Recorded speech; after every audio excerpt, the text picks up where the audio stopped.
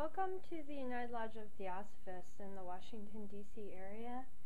Today is a very special day that we commemorate the life and work of William Q. Judge, one of the founders of the modern Theosophical movement in 1875. And that thread is carried on into the present and will be into the future because his writings, along with Madame Blavatsky's, constitute a transmission of the wisdom religion that is a current that is ever present yet is periodically offered to humanity for humanity's growth and evolution.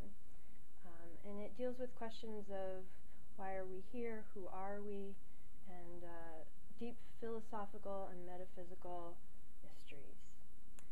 So today is a special day. We'll have 3 readings from the life and work of Mr. Judge, then a biographical talk of his influence in his work, and we'll close with a reading of the Bhagavad-Gita. So to begin, I'll just read the Declaration of the United Lodge of Theosophists. The policy of this lodge is independent devotion to the cause of Theosophy, without professing attachment to any theosophical organization. It is loyal to the great founders of the Theosophical movement, but does not concern itself with dissensions or differences of individual opinion.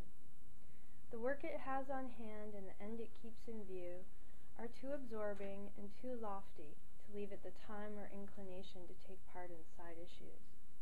That work and that end is the dissemination of the fundamental principles of the philosophy of Theosophy and the exemplification and practice of those principles through a truer realization of the self, a profounder conviction of universal brotherhood. It holds that the unassailable basis for union among Theosophists wherever and however situated is similarity of aim, purpose, and teaching, and therefore has neither constitution, bylaws, nor officers, the sole bond between its associates being that basis. And it aims to disseminate this idea among Theosophists in the furtherance of unity. It regards as Theosophists all who are engaged in the true service of humanity, without distinction of race, creed, sex, condition, or organization, and it welcomes to its association all those who are in accord with its declared purposes, and who desire to fit themselves, by study and otherwise, to be the better able to help and teach others. The true Theosophist belongs to no cult or sect, yet belongs to each and all. And now we'll begin with a reading from an epitome of Theosophy.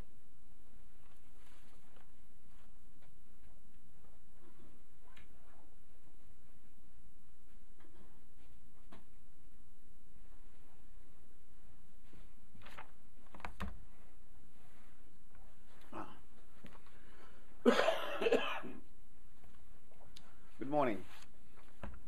Before we have the reading from the Epitome of Theosophy, we have here a book of quotations, daily quotations for the entire year, and this is by Mr. Judge, and today's quotation by Mr. Judge happens to be as follows.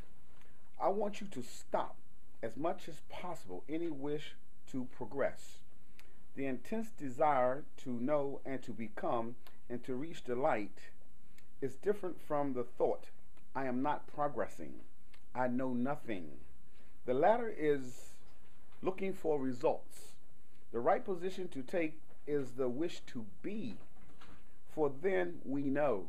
The wish to know is almost solely intellectual, and the desire to be is of the heart. So that's his quote for today, from a book of quotations from Mr. Judge. Now for the reading in the Epitome of Theosophy. Each particular spirit goes through the mantra or enters into manifestation for its own enrichment or for that of the whole. Mahatmas and Rishis are thus gradually evolved during a mantra and become, after its expiation, planetary spirits who guide the evolution of future planets. The planetary spirits of our globe are those who in previous manvantras or days of Brahma made the efforts to be and became, in the course of that long period, Mahatmas. Each manvantara is for the same end and purpose, so that the Mahatmas who have now attained those heights, or those who may become such in the succeeding years of the present manvantara, will probably be the planetary spirits of the next manvantara for this or other planets. This system is thus seen to be based upon the identity of spiritual being, and under the name of universal brotherhood, constitutes the basic idea of the Theosophical Society, whose object is the realization of that brotherhood among men. The sages say that Purusha, or spirit, is the basis of all manifested objects. Without it, nothing could exist or cohere. It interpenetrates everything everywhere. It is the reality of which, or upon which, those things called by us mere images. As Purusha reaches to and embraces all beings, they are all connected together, and in or on the plane which that Purusha is, there is a perfect consciousness of every act, thought, object, and circumstance, whether supposed to occur there or on this plane or any other. For below the spirit and above the intellect is the plane of consciousness, in which experiences are noted, commonly called man's spiritual nature. This is frequently said to be as susceptible of culture as his body or his intellect. This upper plane is the real register of all sensations and experiences. Although there are other registering planes, it is sometimes called the subconscious mind. Theosophy, however, holds that it is a misuse of terms to say that the spiritual nature can be cultivated. The real object to be kept in view is to so open up or make porous the lower nature that the spiritual nature may shine through it and become the guide and ruler. It is only cultivated, that's quote unquote, in the sense of having a vehicle prepared for its use, into which it may descend. In other words, it is held that the real man, who is the higher self, being the spark of the divine before alluded to, overshadows the visible being, which has the possibility of becoming united to that spark. Thus it is said that the higher spirit is not in the man, but above him. It is always peaceful, unconcerned, blissful, and full of absolute knowledge. It continually partakes of the divine state, being continually that state itself, quote, conjoined with the gods. It feeds upon ambrosia. The object of the student is to let the light of that spirit shine through the lower coverings. This, quote, spiritual culture is only attainable as the grosser elements, passions, and demands of the flesh are subordinated to the interests, aspirations, and needs of the higher nature. And this is a matter of both system and established law. This spirit can only become the ruler when the firm intellectual acknowledgement or admission is first made that it alone is, and as stated above, it being not only the person concerned but also the whole. All selfishness must be eliminated from the lower nature before its divine nature can be reached. So long as the smallest personal or selfish desire, even for spiritual attainment, for its own sake remains, so long is the desired end put off.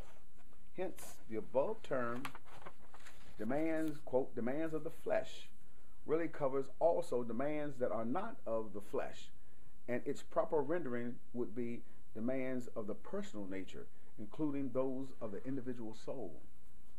When systematically trained in accordance with the aforesaid system and law, men attain to clear insight into the immaterial spiritual world, and their inferior faculties apprehend truth as immediately and readily as physical faculties grasp the things of sense, or mental faculties those of reason. Or, in the words used by some of them, they are able to look directly upon ideas, and hence their testimony to such truth is as trustworthy as is that of scientists or philosophers to truth in their respective fields.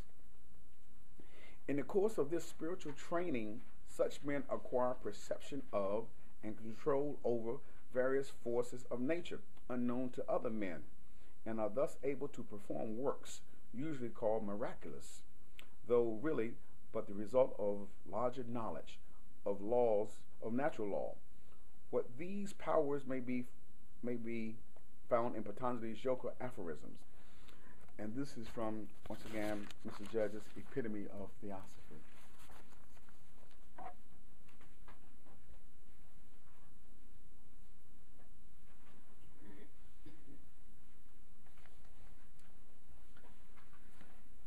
The second reading comes from Letters That Have Helped Me.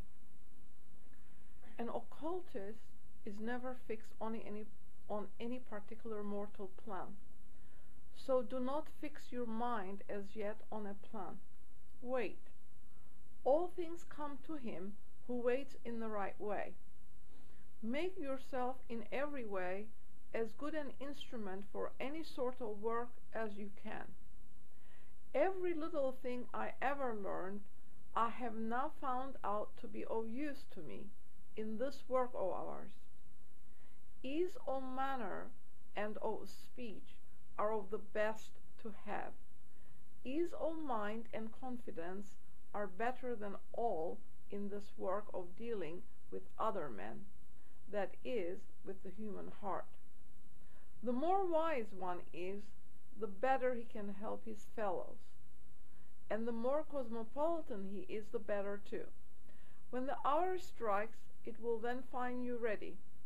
No man knows when the hour will strike, but he has to be ready. Nothing is gained, but a good deal is lost by impatience. Not only strength, but also sight and intuition. So decide nothing hastily. Wait. Make no set plan. Wait for the hour to make the decision. For if you decide in advance of the time, you tend to raise a confusion. So have patience, courage, hope, faith, and cheerfulness. The very first step towards being positive and self-centered is in the cheerful performance of duty. Try to take pleasure in doing what is your duty, and especially in the little duties of life. When doing any duty, put your whole heart into it. There is much in this life that is bright if we would open our eyes to it. If we recognize this, then we can bear the troubles that come to us calmly and patiently, for we know that they will pass away. You can solidify your character by attending to small things, by attacking small faults, and on every small occasion, one by one.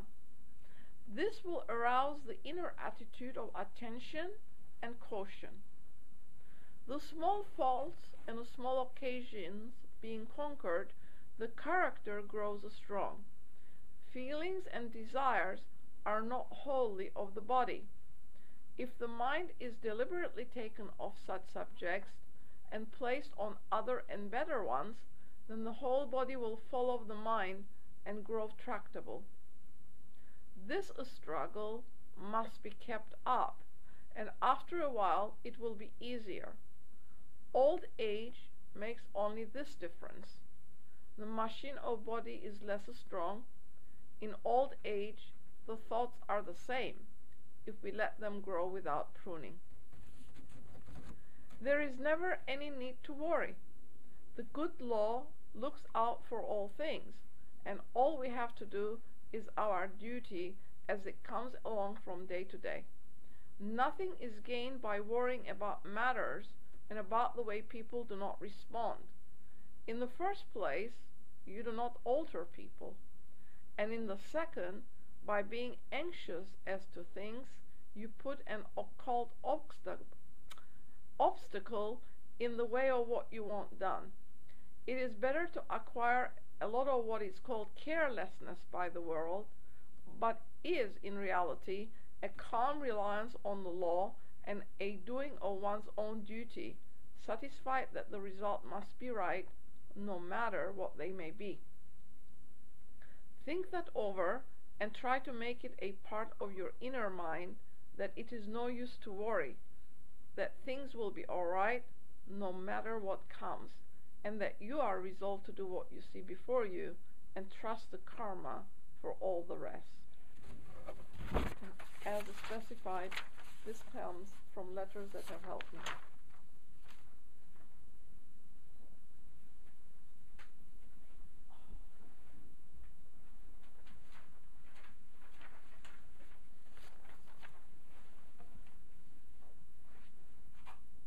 William Q. Judge, Commemoration 2014. Forum answers. The cyclic law has no intended result, since it is blind force. The cyclic law ruled in the days of the early races just as it does now, and before there were any races at all, who could act consciously or unconsciously.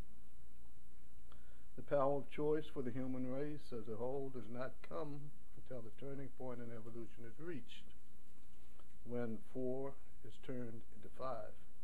And of course, until that time comes, conscious intervention by a race is impossible. Individuals, meaning individual monads, may and do help on the progress of a race or a nation or oppose a contrary effect, but even that is under the cyclic law. In the occult world, by Mr. Sinet, we have the words of a master on this point as follows, speaking of the adepts. Quote, there never was a time within or before the so-called historical period when our predecessors were not molding events and making history, the facts of which were subsequently and invariably distorted by the historians to suit contemporary prejudices. We never pretended to be able to draw nations in the mass to this or that crisis, in spite of the general drift of the world's cosmic relations. The cycles must run their rounds. The major and minor yugas must be accomplished according to the established order of things.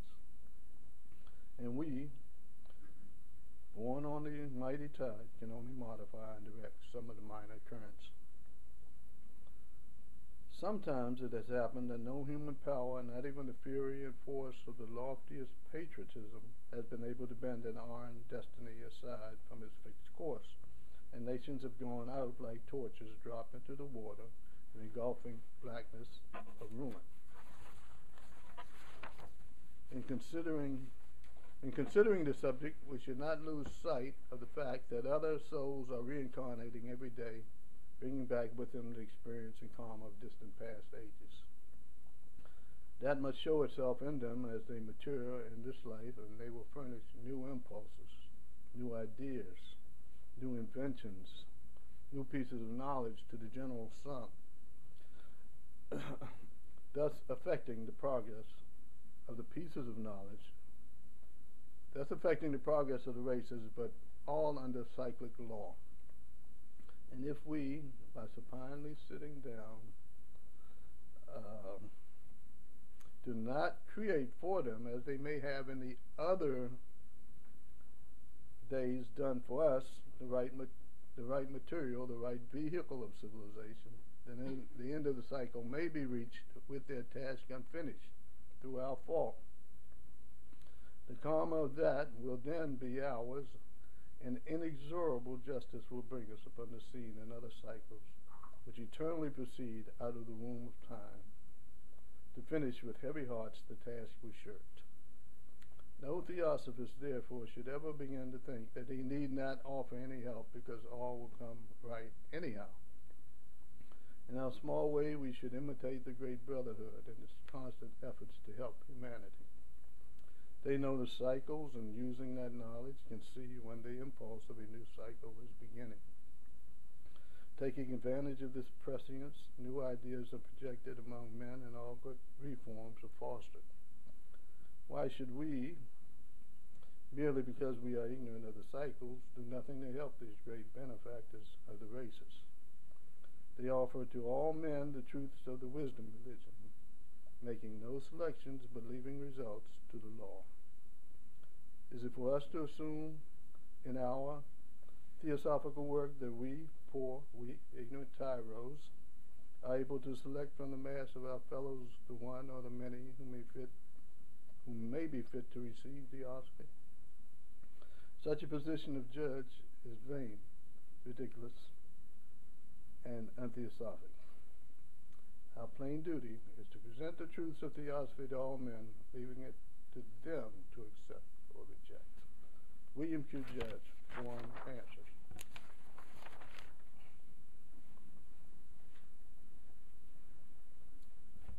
The biographical sketch of the life of Mr. Judge. The unfaltering allegiance of William Quan Judge to the masses of wisdom makes of him an instrument of service for humanity to build on for ever greater work.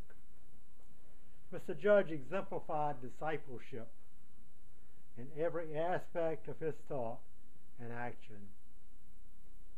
The disciple strives to gain critical knowledge and master powers first found in himself and then in the world, only to use them on behalf of the whole of humanity.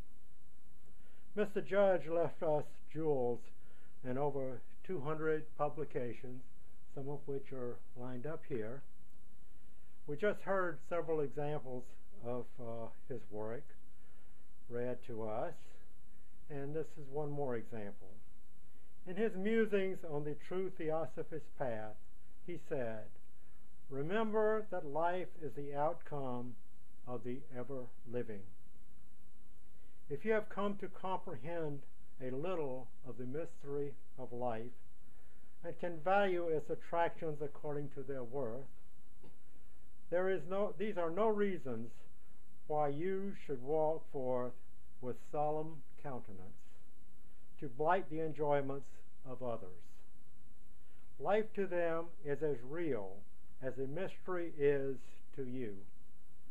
Their time will come as yours has, so hasten it for them, if you can, by making life brighter, more joyous, and better." Mr. Judge was born in Dublin on April 13, 1851.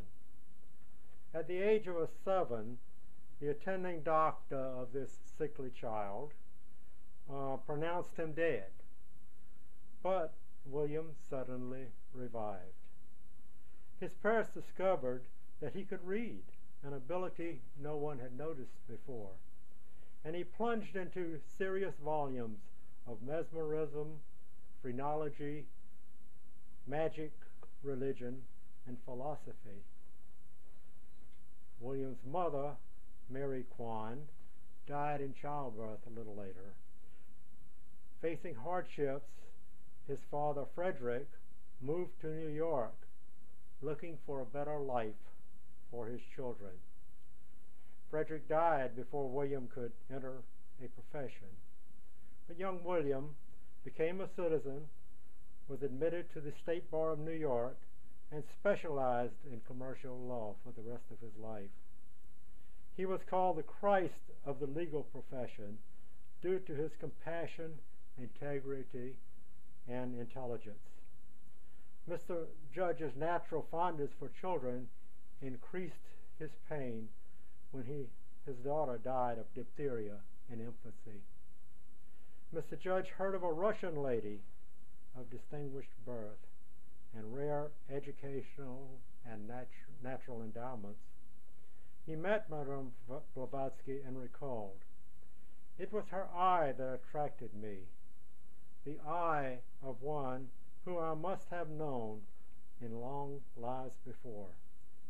She looked at me in recognition at the first hour and never since has that look changed. It was as if but the evening before we had parted. It was teacher and pupil, elder brother and younger, both bent on the one single end, but she with the power and the knowledge that belongs to lions and sages. Having seen the lion's glance, the diamond heart of H.P.B., Mr. Judge spent many evenings learning from her. He later wrote to Damodar Mavalankar that he witnessed materializations of solid objects as well as temporary illusions, the duplication of letters by precipitation, strange sounds, and psychokinetic teleportation of objects from one room to another. But all that paled and grew dim before the glorious hours spent in listening to the words of those illuminated ones who came often late at night, whom, when it's still, there were many indications that led me to believe others were occupying that body and either watching or instructing us. After suggestions by H.P.B., the Theosophical Society was inaugurated November 17, 1875. Mr. Judge helped H.P.B. prepare Isis Unveiled, which was the first of her major publications. He suggested the term elemental to indicate centers of force acted upon by conscious agents. The publication of Isis aroused much interest, and many brilliant intellectuals gathered around H.P.B. When H.P.B. sailed for India in 1878, a void was left in Mr. Judge's life. From 1879 to 1888, Damodar Mavalankar and Mr. Judge exchanged many letters. Damodar's closeness to H.P.B. and the Mahatmas inspired Mr. Judge to live only for Theosophy. Their profound friendship, reverence, and respect for one another is a model of relations between disciples of the wisdom religion. Mr. Judge left and arrived in Paris in 1888 from the U.S. He assisted with the initial preparation of the secret doctrine while in Europe. Mr. Judge then went on to lecture as he traveled across India. In 1886, the American section of the Theosophical Society was formed, with Mr. Judge as permanent general secretary. He started the Path Journal to give branch societies that were springing up all over the country a continuous flow of spiritual thought. H.P.B. called the contents of the Path pure Buddhi. In 1888, an epitome of Theosophy, which we heard a reading from a little earlier, was published. Robert Crosby read it and joined the Boston branch of the Theosophical Society. When Judge met him for the first time, he said, "Crosby, you are on my list." In 1888 and 1890, there was a publication of the Theosophical Forum, the Yoga Aphorisms of Patanjali, Echoes from the Orient, all of which is Mr. Judge's work, a rendition of the Bhagavad-Gita, and the first series of letters that have helped me. Those are here. Judge helped in initiating the Oriental Department papers, consisting of translations of Eastern scriptures. In 1898, the Ocean of Theosophy appeared, and we are studying this now in our afternoon meetings on the first and third Sundays. Here it is, a key item that he did.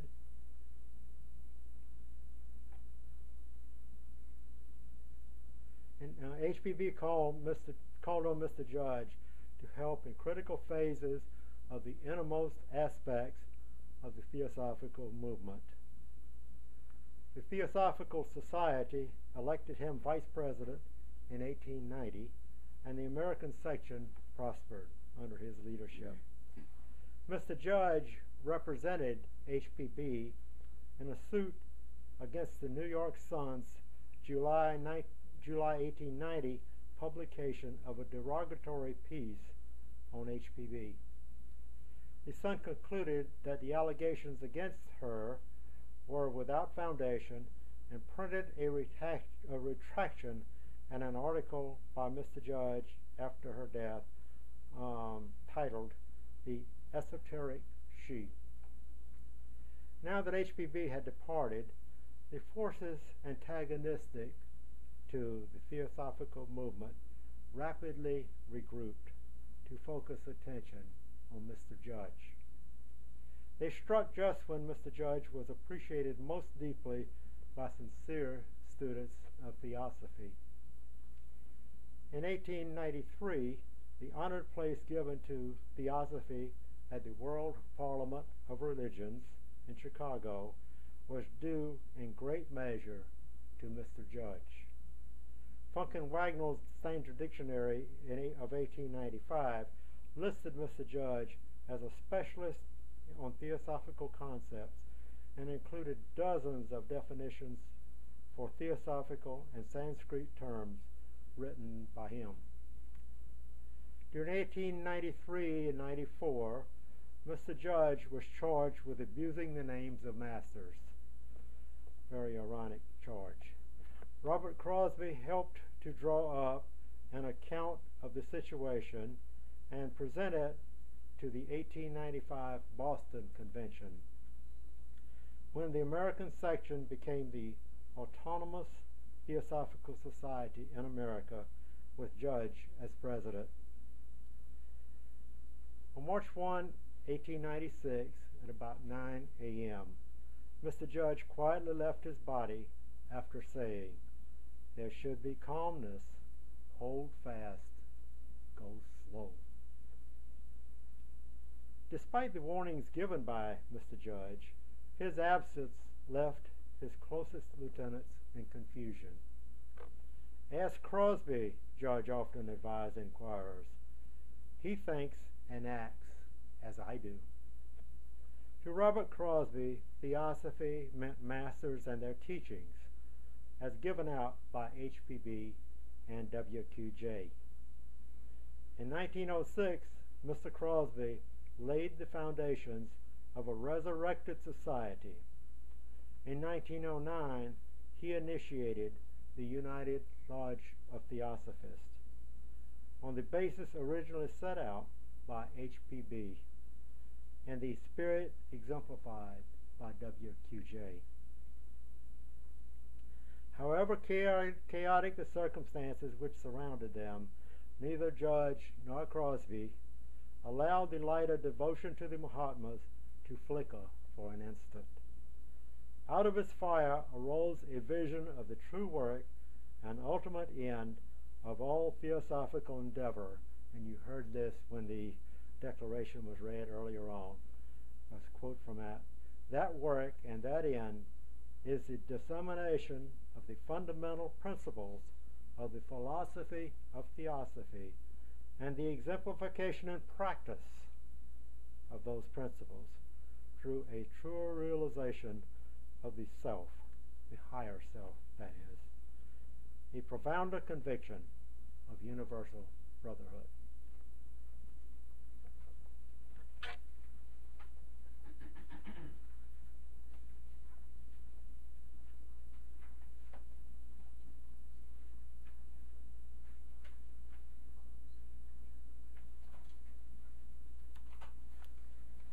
Hi friends, this is reading number 4 from Mr. Judge's rendition of the Bhagavad-Gita, chapter 13, Devotion by means of the discrimination of the Kshetra from Kshetrajna. True wisdom is of a spiritual kind. It is freedom from self-esteem, hypocrisy, and injury to others. It is patience, sincerity, respect for spiritual instructors, purity, firmness, self-restraint, dispassion for objects of sense, freedom from pride, and a meditation upon birth, death, decay, sickness, and error.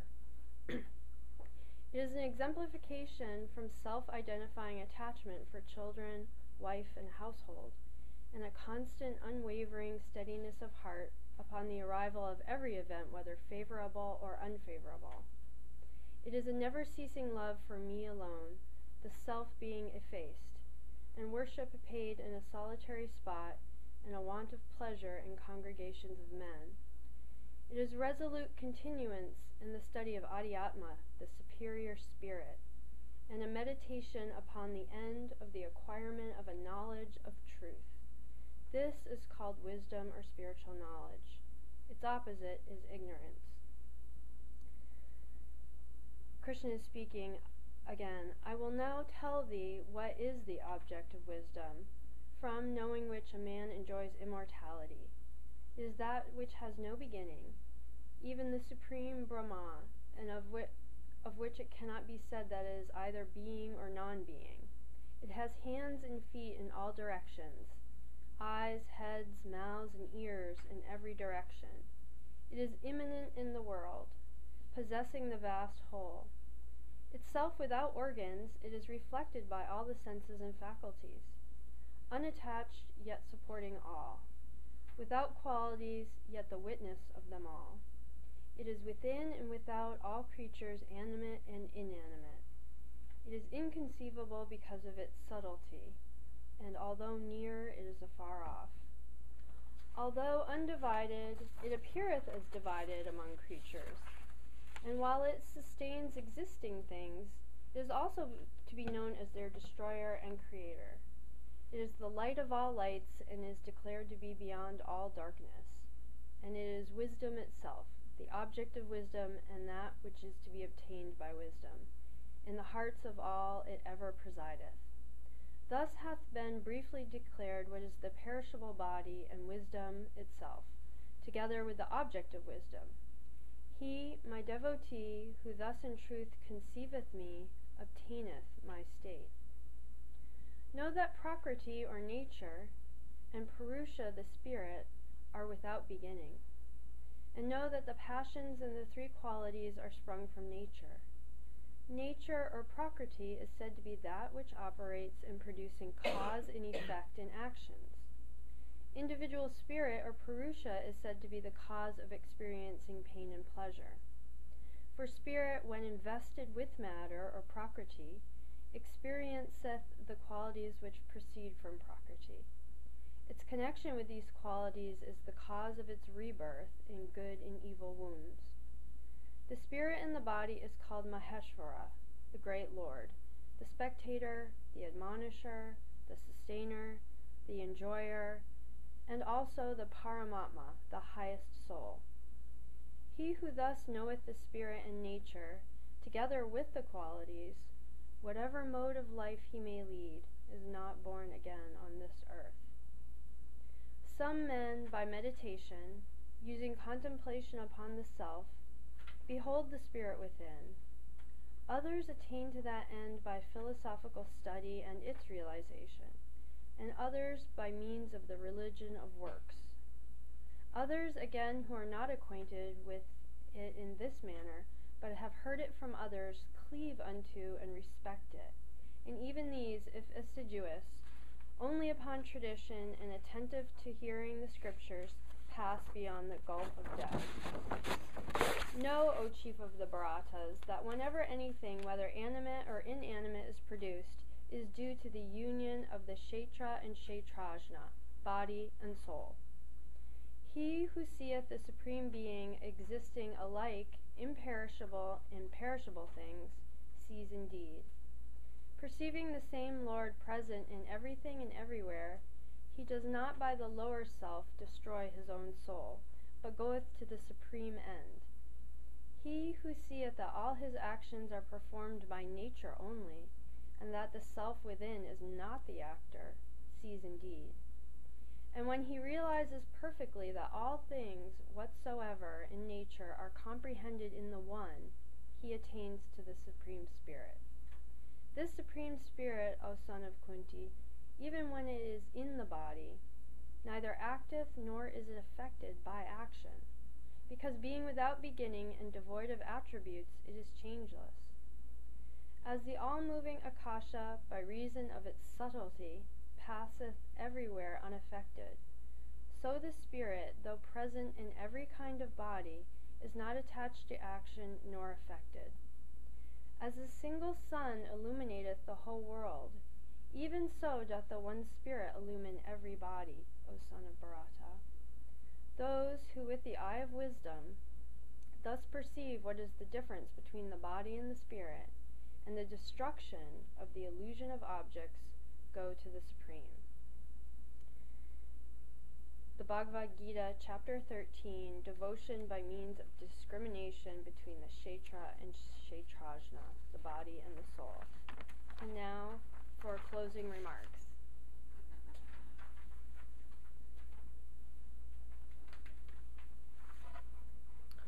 Friends, welcome to this session of the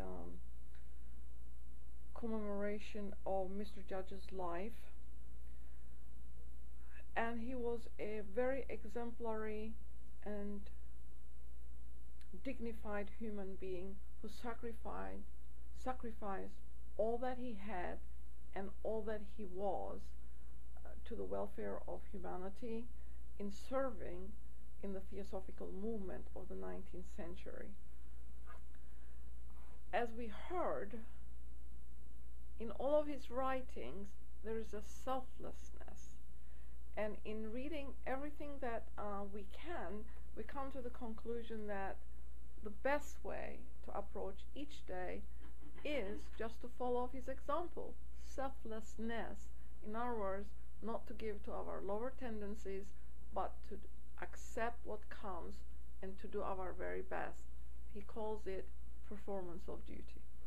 So with that, we end this celebration of his life, and now we will participate in fellowship and renew our relationships. We have that. Yes, we do. We have the study class following this intermission from the Ocean of Theosophy by Mr. Judge. Next week's talk is The Four Golden Links is next week's talk. Thank you.